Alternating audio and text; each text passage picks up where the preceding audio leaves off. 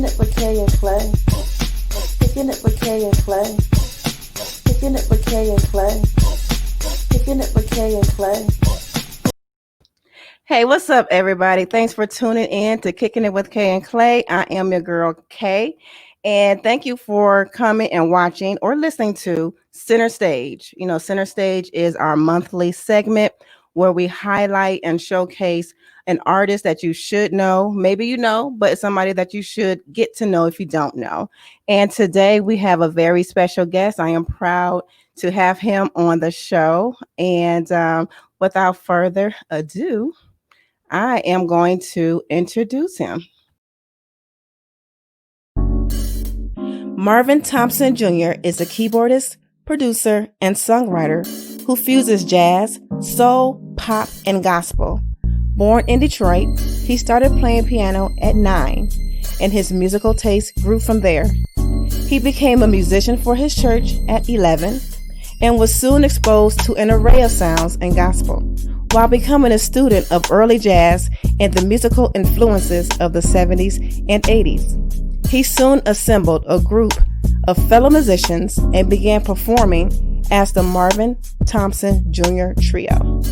His first commercial release, In Focus, in 2007, is a collection of original songs along with a cover of the Beatles' Eleanor Rigby.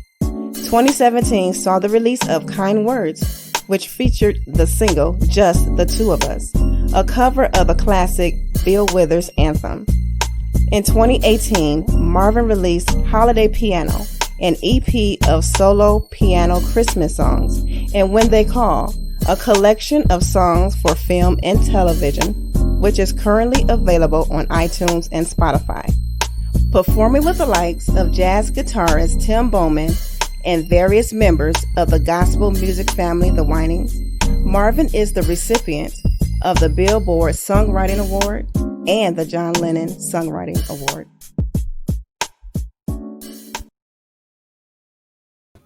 Ladies and gentlemen, I introduce to you Marvin Thompson Jr. What's up, Marty? Hey, what's going on, Kay? How are you? Good. It's been a minute. Oh, I know it's been a while. So glad to see you're still out and doing your thing. So I'm honored I just to am. be a part of the show today. Thank you. And I know some people are like, wait a minute, Marty. I thought his name Marvin. I know him as Marty, y'all. So I'm Yes, going to it say was Marty. a long-standing nickname that I had when I was a child. Well, my father was Marvin Sr. So Hmm. I guess they had to come up with a name for me. And to this day, I don't know how they got Marty from Marvin. But Hey, you know us. We are very creative people. right, but it worked. So a lot of times I can determine, like if I run into people that I know, I can determine where I know them from or Right. how long ago by whether they call me Marvin or Marty. So it's cool either one. All right. Okay. So like I was about to when I said Marty, we go back quite a bit. Hmm. I was in the choir. Marty was playing keys. And did you ever go out on some of the special assignments? Like the I wasn't sure if you did or not, but like a few of us from the choir, we used to go out to jails and Yeah, minister yep. It and was share a house and stuff like that. Yeah, yeah, okay, I remember. Okay, yeah, yeah. So yeah, so and I even came to your house one time to yes, record a song that I wrote. yes. We recorded some songs and worked on some music for other people together. So Hmm. yeah, we have a quite a musical history together. We do, and that's why I'm just so glad to have you on the show today. You out here doing your thing. I see you on Facebook Live, and playing. And I said, you know what? I need to invite Marty to center stage because other people need to see this talent as well. So thank you Oh, again. well, thanks a lot for having me. Now, I know we were talking off camera, and I said, Mhm. it with your bio. I said, okay, I have a few questions. Oh, okay. So, so what's up with this the Marvin Thompson Jr. trio? What was that? Oh, that was like one of the first groups I formed. It was me, a couple of friends of mine. Um, I guess I just kind of got into wanting to play live. So that's kind of the name. I used, and we just performed at local coffee houses, at smaller venues. But it was really a good time because you got to meet some interesting people. Most of the time, there were smaller crowds, or I would like to say intimate, Right, right. That's which key for right, small. which means 10 or less. Oh. but but it was cool because we got to really work out our plan, and even growing up in church and playing, doing things like that kind of helps you build your style and I guess technique of playing, because even in coffee houses, different things, people are paying attention, but they're not really paying Mm-hmm. attention. So a lot of times you get to work out arrangements and almost make it a public practice type of thing where Hmm. people get to hear some of the things you're working on. So I wrote quite a few songs just, improv at the coffee Oh. house and stuff we used to play at. So I would recommend to any musician or anyone that's wanting to get into playing to kind of start off on that level, because it really helps you as far as building up your chops and just getting used to playing in front of crowds. So what type of music would you play? I mean, I know you grew up in a church. Was it gospel, or were you always into jazz, or was it more R&B feel? What type of music was it in the coffee house? It was always primarily jazz. Okay. Yeah, it would be primarily jazz type of stuff, or my jazz arrangements of pop songs or something like that. So it would always end up leaning towards jazz because we would always do we would do instrumentals primarily. Then a friend of mine um, would join us on vocals sometime, but primarily it was instrumental. So we would just do like jazz stuff or light R&B. Hmm. So was it? I know you were on the keys. So was it? What other instruments was it in the So band? most of the time it was myself on keys, a drummer, and a bass guitarist. Okay, upright bass. No, it was well. Actually, I did. For some time, I did have a friend of mine that does acoustic play upright bass, but primarily electric bass, keys, Mm. and drums. So yeah, we didn't back in those days have a really huge budget, so we couldn't afford the big, the 12-piece band and Right, the right. singers changing outfits and all that kind of stuff. This was not that kind of setup. So it was real, again, intimate. Hey, but like you said, it's a good place to play live and get that confidence. Right, and I remember actually one time it was a coffee house on Livernois back in like the early 2000s called I think it was called Coffee and Cream. But Hmm. we would do there like I think like it would be Friday nights maybe. So the crowd would be really small. One night I think it was like two or three people there to stay for the music, and it was like one guy. Um, I think he was in search of housing. I'll put it like that. So he came in. Oh. So he came in, sat down, and this man slept and drooled on a stool right in front of us for like a whole Mm-mm. hour. So, I guess the good thing was we can say he got a good nap off of our music. So I guess it was soothing. Yeah, So, go with but that. Go with that. those are the kind of things you run into. So, and another thing with performing live, you get used to seeing a lot of things in the audience that you really can't or shouldn't react to. So it really helps you to work on your poker face by not reacting, because seeing people drooling and sliding out of a chair will get you off your game if you're not ready for it. So, Right. but yeah, we saw a lot. Oh, I can imagine. Okay, now take us back to when you are 9. And so playing piano, was that your idea? Was that one of your parents or? No, it was my idea. My mom used to play piano. She claims she didn't, but she used to play like nursery rhymes for us on this little, it was called a chord organ. So it was like maybe, I don't know, 20 keys or so. And she would play these little, nursery rhyme things. So uh my father taking us to see the Wiz Mm. at the Americana, for those of you that are old enough to remember where and I what have the no Americana idea was. what that is. The Americana, for all of you youngsters, was a movie theater on Greenfield at Greenfield and I think 10 Mile. Oh, okay. but they had like 3 or 4 theaters, but it was like in the Hmm. late 70s.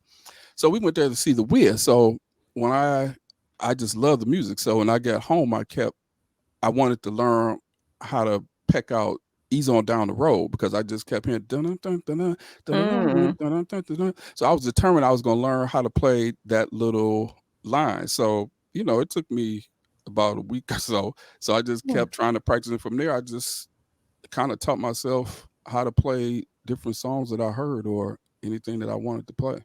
Oh wow. So you didn't have lessons? No, I didn't take lessons until I was around 12 or 13.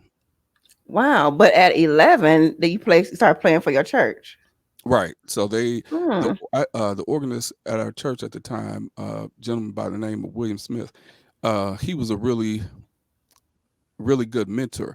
And he was just a few years older. Well, I wouldn't say a few years, but he was older than I was. He was like in his late teens, probably. Mm-hmm. So, me and my friend would hang out at choir rehearsal and kind of see what the choir was doing because we were really into it. So he knew that I had started playing. So he he told me, so after a while he was like, well, the next Sunday that the choir sings, I want you to play the piano.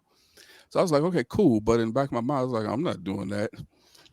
So you're not gonna get me up there in front of those people making a fool out of myself. Right. So I remember the Sunday had came that he told me I was supposed to play. So I said, well, I'll just kind of hang out in the basement until the choir gets up in the choir stand and church starts. And so then I'll just go sit down in the back of the church and nobody really, pay me any Mm-hmm. attention. So I guess he kind of got hip to what I was doing. So he came down in the basement in the bathroom and found me. It was like, you remember I told you that whenever the choir It was like sings, you're you supposed to remember. play. I'm like, okay, this is so I went upstairs and I kind of went to the sanctuary and got on the piano. And the piano was at that time was over in the little corner of the church, in the choir stand. So I just went over there and sat down and just was playing because I could only really play at that point with like maybe 2 or 3 fingers. Okay.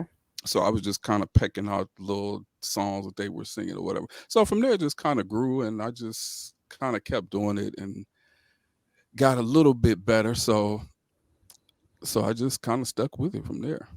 Oh wow. So okay, describe the feeling of that. So you're there, right? And you're at the piano your first time. How did that feel? What feeling did you experience on that first day? Well, I was terrorized Hmm. because yeah, I was just scared. I never and really to this day, I still don't really love being up in front of people. Mm-hmm. But I guess at this point, it would look kind of crazy to say you're going to play piano, but don't nobody look at me. Right. So, but at that point, as a kid, I was really terrorized because I just, it was just scary. So, but I think, I'm thankful that he did that because sometimes if you don't have that person to push you into doing something, you may not ever do it. So I don't know when or where I would have ever Mm-hmm. gained the confidence to just jump up there and do it. And I'm thankful for the church I grew up in. I grew up in the Church of God, um, and they were really they're really patient and really nurturing when it came to music because I hear horror stories from some musicians that talk about, they grew up in church and had hymnals thrown at them and people screamed at them, "You not playing Mm-hmm. this right and go get off the organ." So I'm glad they weren't that type. So, Mm-hmm. they kind of like, okay, this poor little child, just let him go over there and peck on that piano. Maybe one of these days he'll sound like something. But they would never, they were always encouraging me and making a big deal about me doing it. So, I'm thankful for that.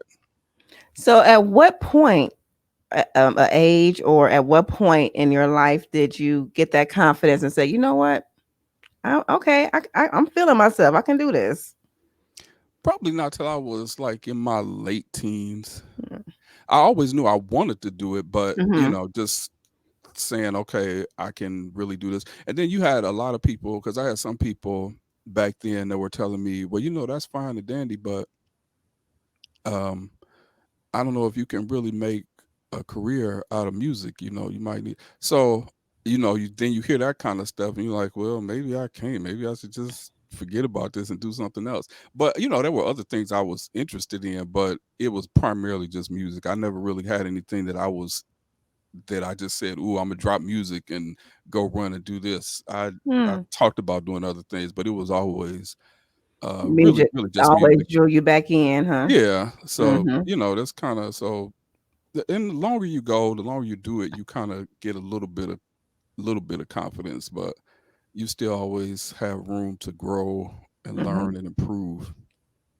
And you're right about that. People will say, and they don't really mean anything by it. Right. But it's like when you're a creative and you want to make money doing Hmm. that. People look at some people look at you like, well, you want to get a for real job, Right. to have a backup plan. But Right. it's good that you can. Not a lot of people follow their passions, because Hmm. of fear. And it's good that you did your thing and you're making a living from what you love to do. Right. Now I've always had, and I always tell people too. Now, don't not pursue your dreams because you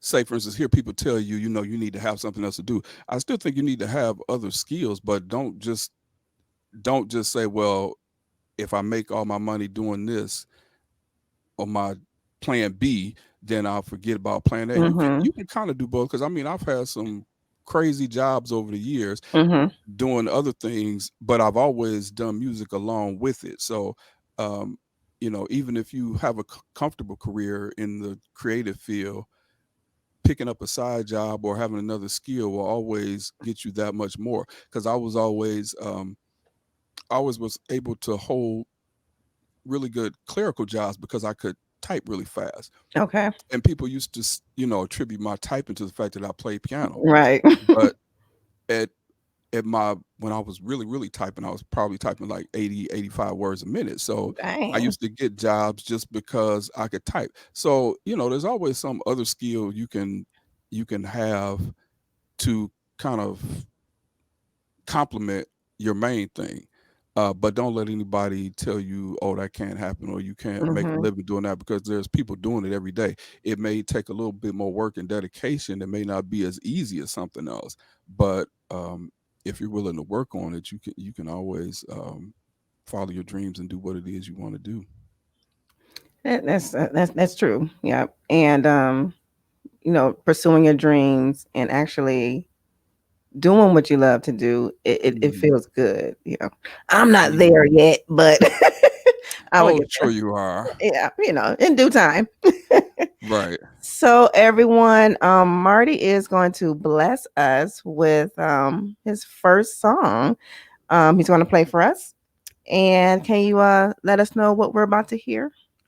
Yes, this first song I'm going to do for you is off of my um, newest project entitled When We Call, which is a collection of songs that I wrote with the intention of, well, I guess I approached it as, if someone called me, because I always enjoy writing music for film and different things. I've written for a few independent films, but I really, really love that type of music, Mm-hmm. kind of atmospheric music.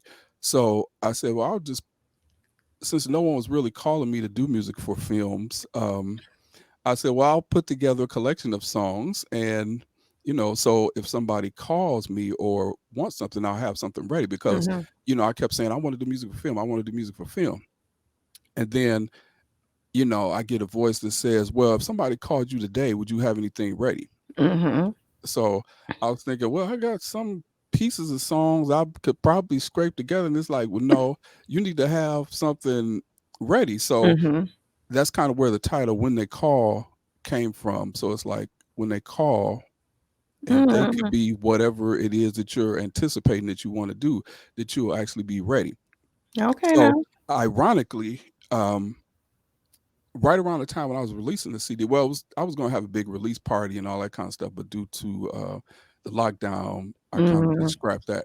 But right around the time when I released it, I got contacted by a friend of mine who was she was actually acting in this film, and she said they were looking for some music, and did I have anything? So I was like, oh, okay. So I'll send them some of the tracks from the project that I actually have coming out. So Yeah. some of the, I think 3 of the tracks actually will appear in the film, actually be in the film. Oh, good. So I started thinking about, well, see, if I hadn't had that music ready, because I think I only had like a day to actually get it to him. So it See. was kind of a revelation that, see, it was a good thing I got that stuff ready. Mm-hmm. So I said all that to say that the song I'm going to play is actually a title song entitled "When They Call." So this is a piano version of it. So hope you guys like it. Okay.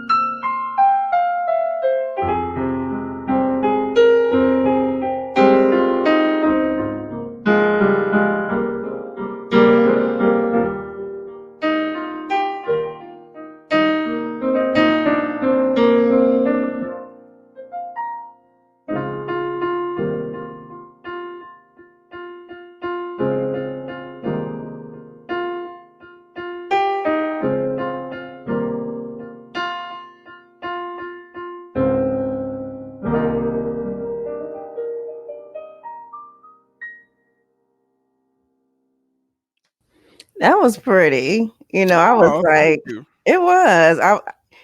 I can see it in some type of film. Like when I was listening to it, I can, because I'm a huge movie buff. I love movies. Oh, wow. And I can kind of like, I was like picturing like a scene of like a montage of scenes of where someone is like probably looking for someone, or it's Oh, something like yeah. that. Well, good. You're hired. You can be the director of this film, and we can call it Somebody Looking for Someone. Okay, before we go even further, I'm going to put your info. Is running across the screen here, where people can find you. They can Oh, find cool. you on Facebook and Twitter.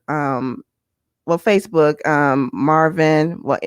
Marvin Thompson Jr., right? And Right. Twitter at M Thompson Jr., Instagram M Thompson Jr., and website marvinthompsonjr.com, Right. and Spotify and iTunes and And all that good iTunes, stuff. yeah. Mhm. Yep. Under Marvin Thompson Jr. Wonderful. So something I also found interesting, and you did kind of like hint at it. I want you to go more in depth about it. Is your education, what you do Oh, for the kids? So tell everybody what you do for kids, and it don't have to be just limited to the state that they're in, right? Because it's online. well, now it's going to be online. Generally, I work for a contract company, so I teach K through second grade music. So I actually go to schools, primarily public schools, where they don't have, say, a music program. So this is Mm, kind of like supplemental music. So I teach them piano and just overall music appreciation. And I also teach after school music programs in charter, private, and public schools as well. So since all of our classes are pretty much canceled for the year, also I teach piano at Wayne County Community College year mm. round for adults, adult beginner piano. But during the summer, I also teach a kids music camp, but that has also been canceled for the summer. Yeah. So a lot of things we normally do we won't get to do this year, but I am offering like online music classes, private lessons as well. So in between all that, I do like private teaching for students as well. So we'll do a lot of online and virtual things this summer. Um, and I've actually produced a couple of videos as well. Um, I saw I'll those. put a link to those on my website for the students as well, that they can kind of check out. Like some of the students I teach during the year were viewing those since we weren't meeting in person. So yeah, Okay, and you say you were doing it on, you just started doing it online because everything was shut down. right. So are you doing, like, say if somebody from who's listening to this or watching this was like, I might want my kids to learn piano, but they're in another state. Can they Oh connect? yeah. Oh Okay. sure. Yeah, they'll all be done virtually and online. So yeah, wherever you can be in New Zealand and just log in and we'll get the lesson started. So yeah, from wherever you are. Okay, so when did that come about? The teaching. You always had a passion for teaching? Absolutely not. Um, Was not expecting that. Okay. no, I've never considered myself a teacher at all. In fact, that was like the one thing I just don't feel as though I'm a very patient or passionate Mhm. teacher like that. But I kind of got offered a job through Wayne County Community College with teaching music, and I've kind of grown to actually enjoy it. So there's for the adults, which is primarily older adults and seniors. So it really helps me hone my skills on being patient and that type of thing. Mhm. So, that part of it is good. And working with kids is something else that was never really my calling. But some people are really gifted in that, and that's Yeah. just like their thing. And that's just not. I didn't think that was really my thing. But working with kids, I've learned to really be patient, and you know, they are pretty hilarious on the way they view different things. So teaching music is fun, and I think I don't know if it's because I act just as silly as they do, but I think it's fun, and I do enjoy watching the growth in them and them actually learning about music. So that part I was has been about to say, I cool. know that can be kind of satisfying, when you are teaching someone and you see them getting it and becoming good. How long have you been teaching? Probably about maybe 4 years. So yeah, not that long. But Okay. yeah, it's gratifying when you see the kids. I actually last week I couldn't believe it. I actually started missing them and started wondering what they were doing. although they caused me to pull my hair out when we were in school. But now I'm like, I wonder what those kids are doing now that we're Yeah. not, in school. So yeah, it's kind of interesting. But yeah, it's fun. I enjoy it. Now, have any of your own kids, have they followed in your footsteps?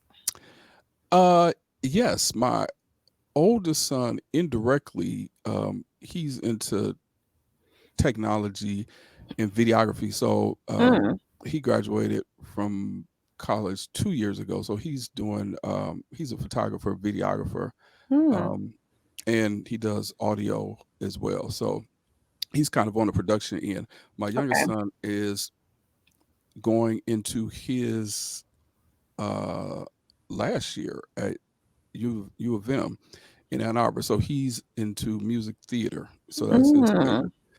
So he wants to go to Broadway Okay. and act. So he's and I must say I'm not just that parent, but he really is good.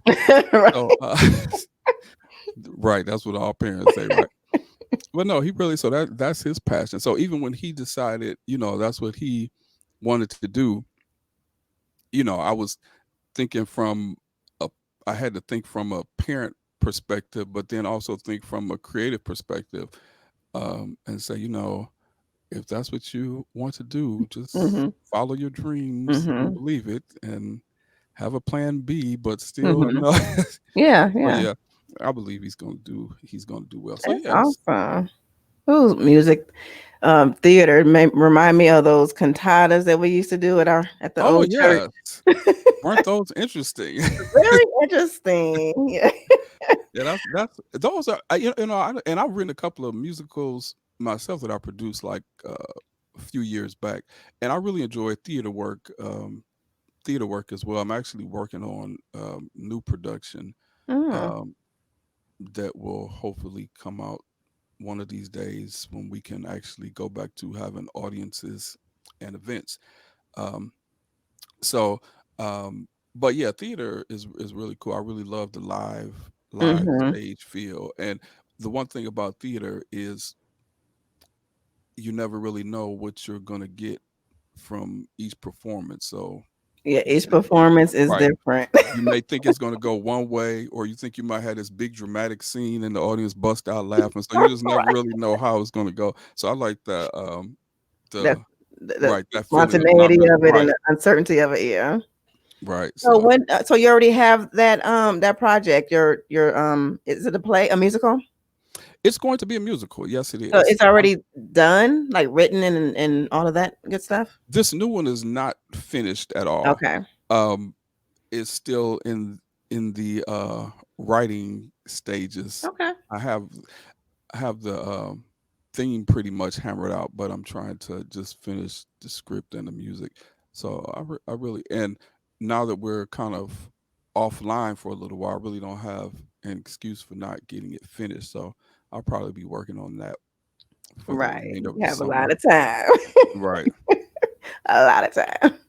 Okay, before we get into your second song, now I did mention like in the bio that you about the songwriting awards. Tell us Oh about yeah. that. I was like, okay, Oh well, those were a few years back, but yeah, it was back in the days when um, people were having legitimate, I guess, song contests. So I Marty. would I would I just submitted some songs that I wrote, and I would go through the process of them contacting me, ask verifying, that it's really my song. Then they would like, to hear another recording of whatever. So I would actually won those awards. So it That's was what's pretty up. cool. Well, that's it's always good to have an accomplishment from your work, something to show Yeah, for it.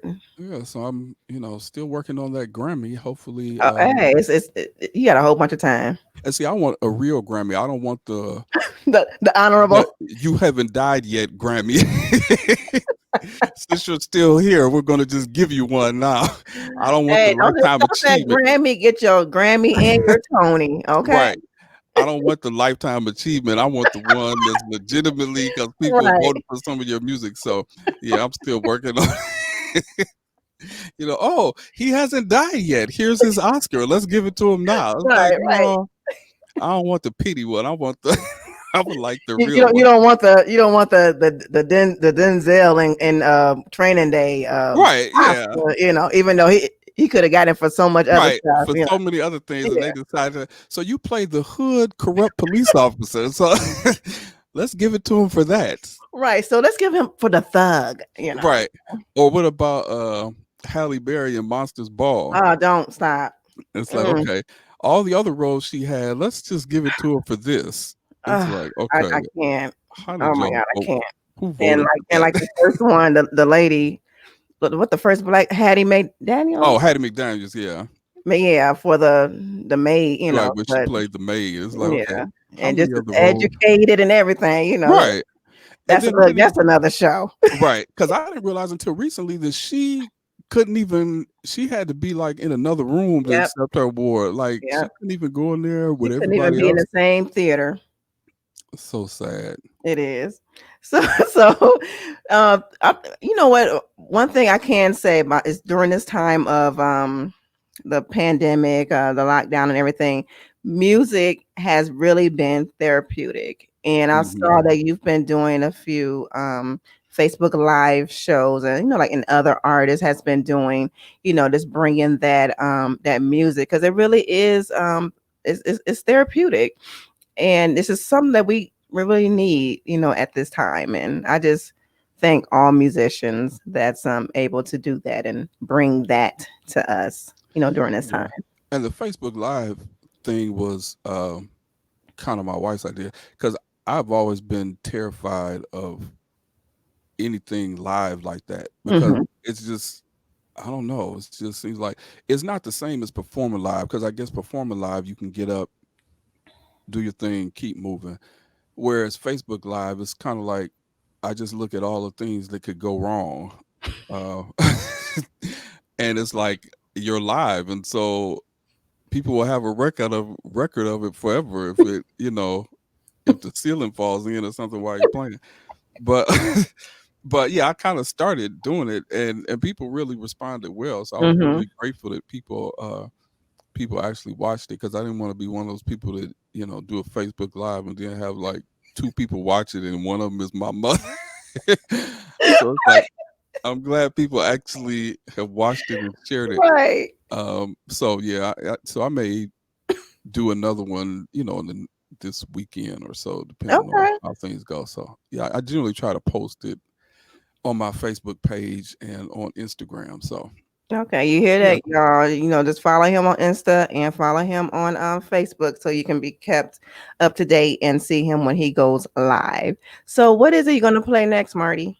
so I think this next song I'm going to play is from my project entitled Kind Words, which is a remake of Bill Withers' tune Just the Two of Us. Okay. That's always been one of my favorite songs. All righty. So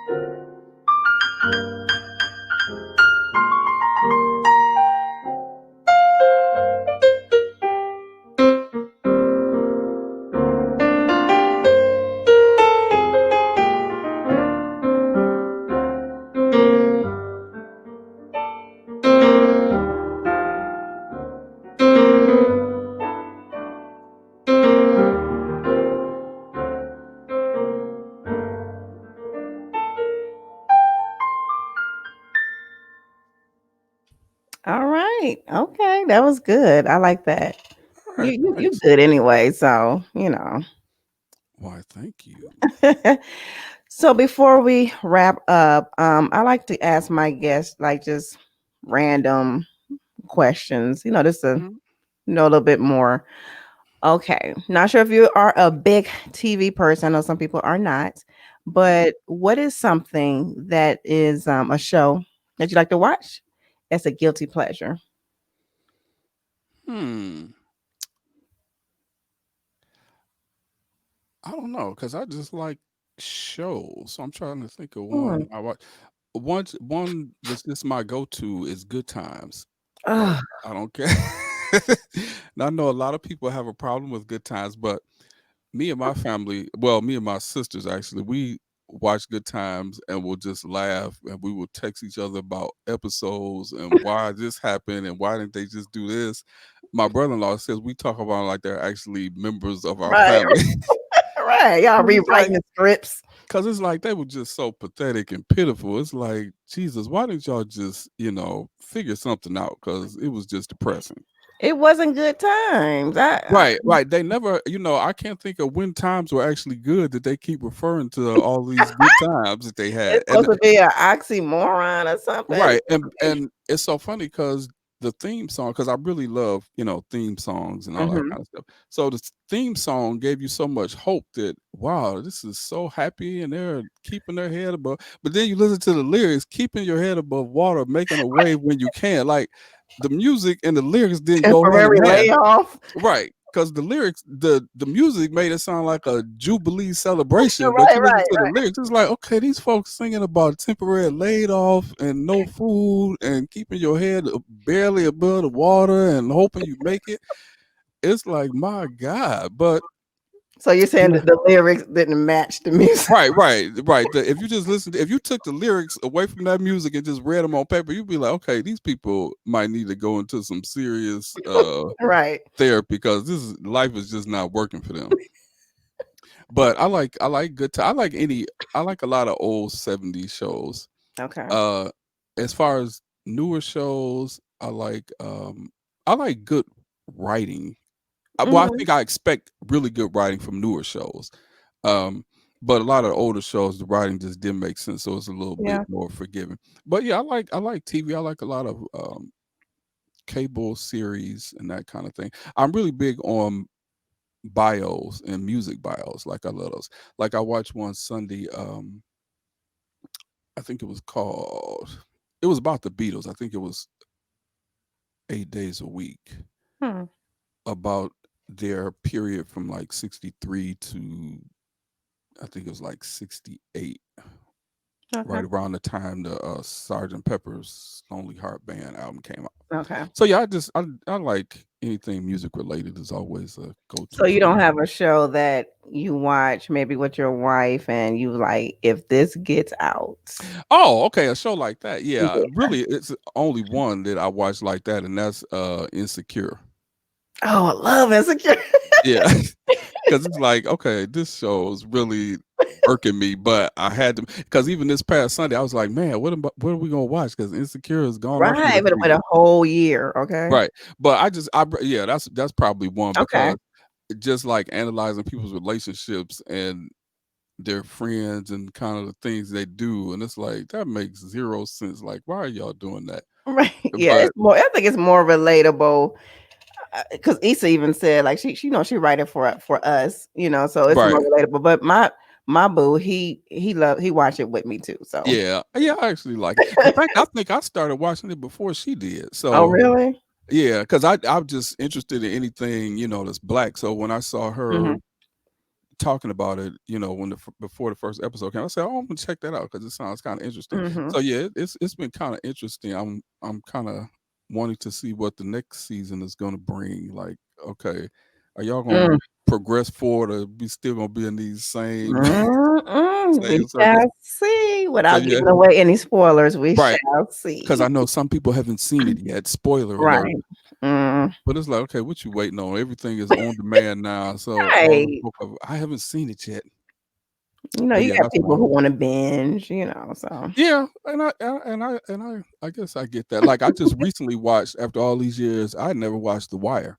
So during quarantine, I binge watched like all what is it, 4 or 5 seasons Okay. to see what the hype was. And it was really good. It lived up to the hype. Still haven't seen it. I'm not really too keen on like the whole, drugs and all that kind of stuff. I did like Oh, Breaking Bad, but oh yeah, I other love stuff. Breaking Bad. Yeah. That was the only thing I could kind of compare it to as far as being that good. Like Breaking Bad, God, I don't know. It's a tough toss up to see which one was. I mean, because I think I give an edge to Breaking Bad just because it was so original. Mm-hmm. Like that theme was like, Mm-hmm. who would ever even come up with anything that out there? Vince. But yeah, Right. but yeah. And it was out there, but it was something you could see actually happening. Mm-hmm. So I think that's how you know when you really have some good writing, when you can take a situation that seems kind of outlandish, but then it's like, well, I could actually see somebody becoming that desperate to do something like that. Mm-hmm. And just think, maybe one day, no, not maybe, one day, one of your songs, or a couple of your songs will be in these shows that's coming up Yes. that we are talking about. So, yeah. And I definitely see that because that's basically I watch the shows and I'm listening to the music the whole time. Like, okay, I could have done that. So I just It's need going to to get happen. in the right circles, right? Mm-hmm. It's going to happen. Thank you again so much, Marty, for taking time out and talking with my audience here Well, thanks and for having me. Glad you guys. and gracing us with your skills. And once again, if you guys want to connect with Marty, aka Marvin Thompson Jr., you can do so on Facebook as on Marvin Thompson Jr., Twitter at M Thompson Jr., Instagram at M Thompson Jr., and his website, marvinthompsonjr.com. Especially if you are thinking about getting your child, if you want your child to have lessons, definitely hit Marty up because he's really good at what he do, and you would not be disappointed. Yes. Okay, again, thank you, Marty, and Well, thank you for having me, Kay. It's been really fun. it was fun. It's good catching up too. Yes. People just listening in on our conversation. I know. Like, what are they talking about a cantata for? And everybody out there, you can catch us on Kicking It with Kay and Clay on all the major streaming platforms and also on YouTube. You can follow us on Facebook at Kicking It with Kay and Clay and on Instagram at Kicking It WK_Clay. And just follow us and we will bring more artists to you with Center Stage, our segment. This is our second one. So it will be a monthly feature. So if you're interested, if you're a poet, an actor, actress, a The singer, sky will fall down right, if you are not author, around. whatever that you're doing, or any type of creative work out there, we definitely want to showcase and spotlight that. And this is us wrapping it up, and we will catch you again next week. So thanks again for listening, and you all have a great day. Bye. Kicking it with Kay and Clay. Kicking it with Kay and Clay. Kicking it with Kay and Clay.